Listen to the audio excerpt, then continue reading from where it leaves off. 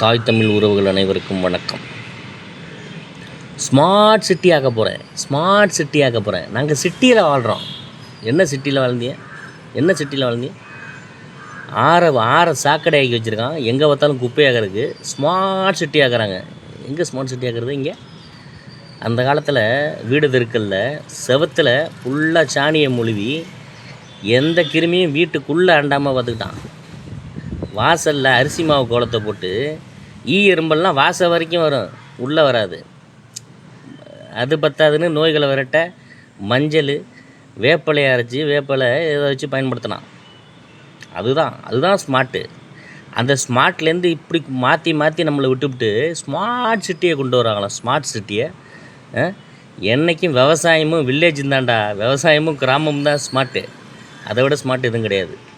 நாம் தமிழர் வெள்ளட்டும் விவசாயி.